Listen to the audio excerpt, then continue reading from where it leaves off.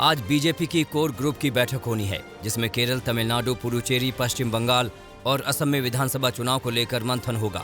बैठक में गृह मंत्री अमित शाह, केंद्रीय मंत्री नितिन गडकरी, बीजेपी प्रमुख जेपी नड्डा और पार्टी के अन्य वरिष्ठ नेता हिस्सा लेंगे, जहां प्रत्याशियों को लेकर चर्चा होगी।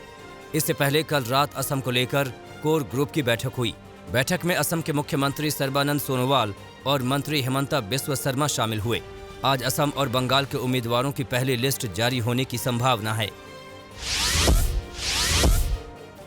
पश्चिम बंगाल में विधानसभा चुनाव की तारीखों के ऐलान के साथ ही राज्य के सभी प्रमुख राजनीतिक दल अपने उम्मीदवारों के चयन में जुट गए हैं।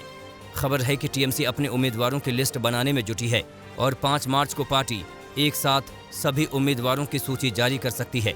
सूत्रों के मुताबिक टीएमसी ने कुछ दिन तक लगातार चर्चा के बाद अपने सभी उम्मीदवारों के नाम तय कर लिए हैं और अब शुक्रवार को सभी 294 उम्मीदवारों की सूची जारी करेगी। चुनाव से पहले तमिलनाडु की सियासत में उठापटक देखने को मिल रही है। जयललिता की करीबी रही शशिकला ने राजनीति से संन्यास का ऐलान किया है। शशिकला ने बयान जारी करते हुए कहा कि उनका मकसद कभी पावर या पोजीशन पर जाना नहीं था, लेकिन वो चाहती हैं कि अम्मा की पार्टी पावर में आए। शशिकला ने समर्थकों से अपील की कि डीएमके को सत्ता में नहीं आने देना है। महाराष्ट्र में आयकर विभाग ने बड़ी कार्रवाई की है। 4 कंपनियों पर इनकम टैक्स के छापे पड़े हैं, जिसमें फैंटम फिल्म, क्वान, एक्सीड और रिलायंस एंटरटेनमेंट शामिल हैं। टैक्स चोरी के मामले में फिल्म डायरेक्टर अनुराग कश्यप और तापसी पन्नू के घर पर आयकर विभाग ने छापेमारी की। दोनों बॉलीवुड सितारों से आयकर विभाग ने लंबी पूछताछ की थी। कई अन्य लोगों को भी फैंटम फिल्मों में कर चोरी के संबंध में खोजा जा रहा है। 2011 में अनुराग कश्यप, मधु मंटेना, विक्रमादित्य मोटवाने और विकास बहल द्वारा फैंटम फिल्म्स की स्थापना की गई थी।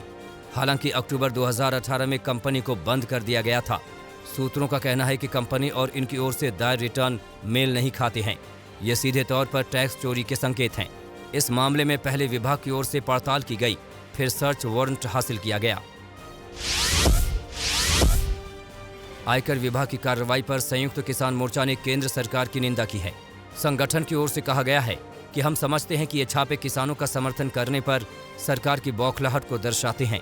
वहीं कांग्रेस ने भी सरकार का घेराव किया, जबकि बीजेपी ने पलटवार करते हुए कहा कि एजेंसी अपने हिसाब से काम कर रही है। महाराष्ट्र के सीएम उद्धव ठाकरे ने पहली बार आरएसएस पर निशाना साधा।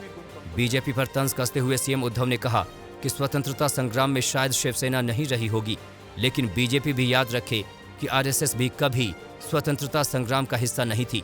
केवल भारत माता की जय के नारे लगाने से कोई देशभक्त नहीं हो जाता। उद्धव ठाकरे ने किसान आंदोलन को लेकर भी सरकार पर हमला किया।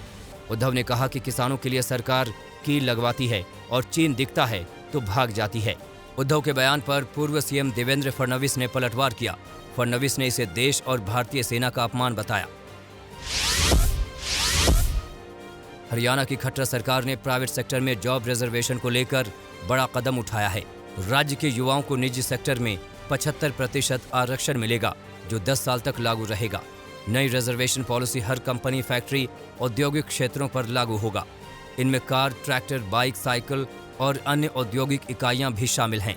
यह कानून 50,000 मासिक वेतन तक की नौकरियों पर लागू होगा। बिल के अनुसार रिजर्वेशन कानून नहीं मानने वाले कंपनियों पर जुर्माना लगाया जाएगा।